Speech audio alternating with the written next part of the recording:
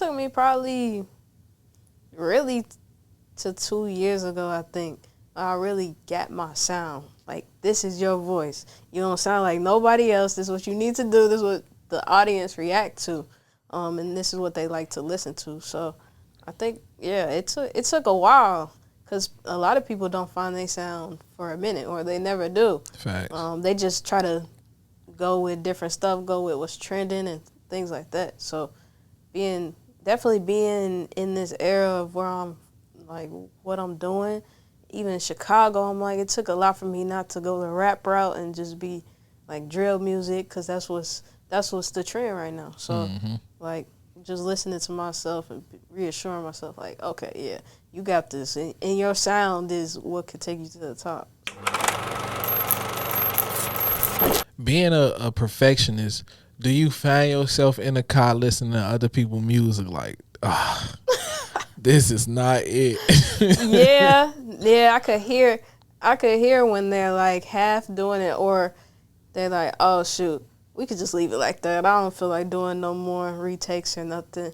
And I can't, it's come to the point where I'll go to an artist showcase, I'm not performing, and be like, dang, I don't know about that one, or it's just, you could have did better with certain stuff. But that's just how my ears are now. I can't see music normally. I can't just listen to a song unless if it's really, it's good to go. But like the big performers like Drake, Chris Brown, all of them, they straight. But yeah, up and coming artists, I definitely could hear what's going on in each song. Do you ever wish like you could turn that off? Because I would think that you'll be at an event enjoying yourself, and then you'll just hear some wild shit like, I gotta get up out of here. For real. Like, I definitely leave when I'm like, this ain't it at all. Damn. I can't even be normal and just sit here no more. So I don't think I get tired of it. I think it's just like God gave me this gift, so I learned to adapt to how I hear music and things like that. Or I'll just chill out. I won't critique. I'm like, I'm chilling for today. Right. Not being stressed about nobody's music or nothing. But yeah. It's crazy when people realize they superpowers. Like, you don't realize your superpower. Yeah. How long did it take for you to fully embrace everything about music? Because it really sounds like you sit and you study, like you reading a book type shit. Nah, for real. I be reading like articles, how to do different things with this. It took me probably really to 2 years ago, I think. I really got my sound. Like, this is your voice. You don't sound like nobody else. This is what you need to do. This is what the audience react to. And this is what they like to listen to. So I think, yeah, it took a while, because a lot of people don't find they sound for a minute, or they never do. Facts. They just try to go with different stuff, go with what's trending and things like that. So definitely being in this era of where I'm, like, what I'm doing, even in Chicago, I'm like, it took a lot for me not to go the rap route and just be like drill music, because that's what's the trend right now. So like, just listening to myself and reassuring myself, like, okay, yeah, you got this, and your sound is what could take you to the top. So. Man, I was just definitely finna ask you, because music is so microwave nowadays, and it seemed like, well, it is artists releasing music every day, literally. Yep. How do you stay away from oversaturating who you are as an artist and still being able to take your time with the music? Because it's like, man, you gotta be in people's face all the time. Yeah, I think just taking a step back and looking at the whole game, like, as it's playing out. Even when they dropped the F and the F song, like, everybody was making a remix to that. I'm like, dang, should I hop on that?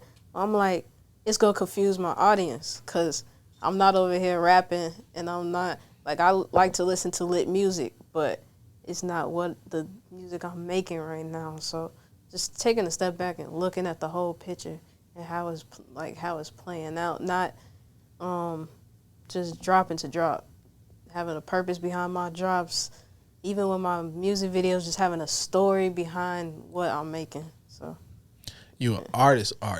yeah, for sure. Yeah. It like, okay, how what I want to say.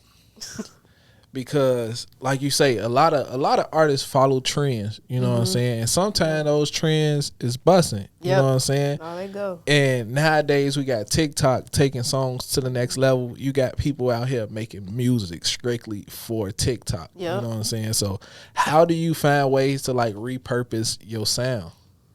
I would say like sometimes just posting reels, and I gotta get more into the TikTok scene. Like, I don't really make TikTok songs. I know certain parts of the songs could be catchy for TikTok. Yeah. So that's actually what my team been saying. So I gotta get on the TikToks more. But I really, I have a good audience on Instagram. That's where I'm at for real, is Instagram. And one thing, I was talking to my friend the other day, I'm like, I don't want to post a song on TikTok and go viral, and then my buzz die out, because I went up fast and you crash hard sometimes like that. I'm not trying to be like that one hit wonder. I want to find a good balance. So that's what I'm working on now, finding a good balance between what I'm doing, being able to put it on a platform like TikTok, because it'll go. Once it goes, it go up. Low key, it like how you sitting there and we talking in this interview. It low key sound like you will be ready for a song to take off, just because you put so much attention into your music.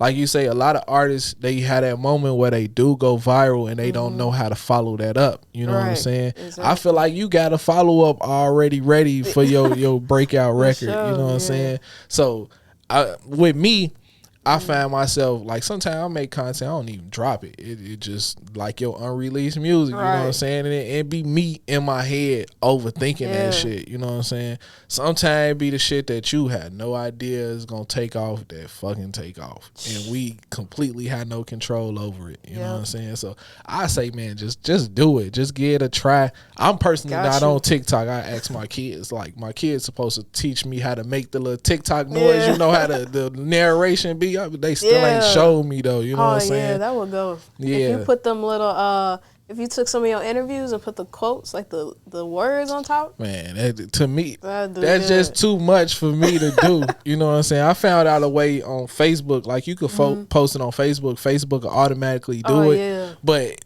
you can't download it from Facebook and keep the words on there, which is fucking stupid. If you can, I'm yet to find out how. You know what I'm saying? But shout out Facebook, because they add the words for you. You know what I'm saying? Yeah. Now, what would you say is like some of your goals as an artist?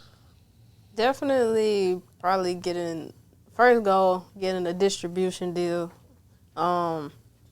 With that, just spreading my music to different countries and different audiences and things like that.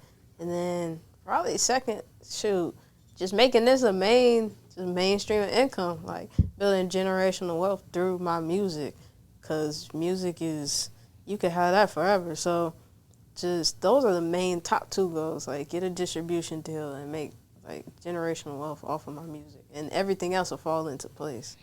I read an article the other day. It said all you need is 1,000 true fans, and you could live off your music. And I think a lot of artists, they look at it like, man, I have to become Drake. You know what I'm saying? I have to become Moneybagg Yo or something. And that ain't necessarily true. Like, if you could make $40,000 off your music, that's decent. You know what I'm saying? And then at that point, you just got to capitalize off that 40,000, because at that point, you got people rocking with you, and now you are a brand. You know what I'm saying? And you take that off into building your brand, like merch and, you know what I'm saying, special releases. So it's definitely a way to live off your music. And for artists that take it serious, because I feel like a lot of artists don't take it serious. They just want to be a rapper just because they homie a rapper, you know what I'm saying? But for those artists that want to take it serious, there's so many ways to get paid off your music. I don't think a lot of them research it enough. Like, all you need is a song placement in a movie or something, and it's over with. Exactly, yeah. That's a big thing. That's actually what I'm focused on now, is getting into like movies and short films, which I already have songs in like short films that's unreleased. Cause one of my managers actually is an actor. Like that's also my uncle. So he been in like Chicago PD, Chicago Med. Hey, So he tell him like I fuck with Chicago PD. for real. So he like, nah, you need. I'm working on this project. Get your song in here. Like you need. This is a bigger audience, expanding your brand to movies and stuff like that. Yeah. Cause people would be like, just on in Netflix, they hear your song. They oh shoot, this song hard. Let me go ahead and look at that, and you get paid big money for Facts. doing syncs like that. So yeah, that's crazy. That's why having your music Shazamable is important. You know what I'm saying? Because I done found like 6 songs in the past 2 months off of watching a movie. Oh yeah. Either it's at the beginning of the movie or it's for the ending credits, and I'm like, damn, this shit decent. I even found the song on Power like that. So artists definitely need to expand how they go about making music. I even heard Vince Staples say he made a whole album strictly for that, for movie placements. That's a good idea. And he was like, I want to say Call of Duty actually picked up one of the songs, but they didn't put it in the game, but he still got paid for it. Right. So it's like, man, just think bigger, better. It's so many different avenues to get money as an artist. Exactly. What how would you say your style is? Cause I don't know how to like a genre. I don't know what genre to put you in. Yeah, I was thinking to myself yesterday. I was like, dang, I don't sound like nobody, and that's a good, like, to me that's a good thing. Yeah, it's a great thing. Like, they don't put me in a box. Like, oh, you sound like so and so. I really sound like me, and I would just say R&B and sometimes rap. That's as far as genres go. That's what's out there, like R&B and rap. So, yeah, I don't know. I was definitely thinking about that the other day. You could feature yourself on your own song. Yeah, for real. I was like, dang, I really don't sound like nobody out here. And I'll ask my friends, I'm like, who y'all think I sound like? They're like, don't know. Undefined. Exactly. Do you feel like rap is dying? Do I feel like, I don't know. I don't think it's dying. It's just you could put out anything that's catchy now and that it take off. To me, rap wasn't melodies though. You know what I'm saying? Like melodic. rap was rap. You know what I'm saying? And now it's like you say, melodic. Like even though Dirk rapping, he melodic with it. You know what I'm saying? Yeah, for real. Yeah, Dirk melodic. Shoot, Lil Baby be a little bit melodic sometimes. He got his catchy hooks, and Drake, he definitely melodic. Like he'll have some punchlines. I feel like the person who's rapping is probably somebody like Kendrick, J. Cole. But yeah, it's not that many people who rapping, spitting bars and not singing too. But that's a big factor of it now. Like, now the R&B scene in Chicago, me personally, I think we have some of the best R&B singers in the world in Chicago. Now, how can me as a person help the culture of R&B in Chicago? Because we don't hear Chicago R&B on the radio at all. At all. And that's one thing I'm shooting for right now is networking to get on like something like Power 92 and 107.5. Because I've had a rap song on Power 92. But I definitely want to get that R&B out there because it is a different side of Chicago. Like you said, a lot of good R&B artists. I think just supporting R&B artists is a big thing that you could do. Just supporting, making sure like they're heard, like social media and networking, word of mouth. Like this, oh yeah, this artist cold.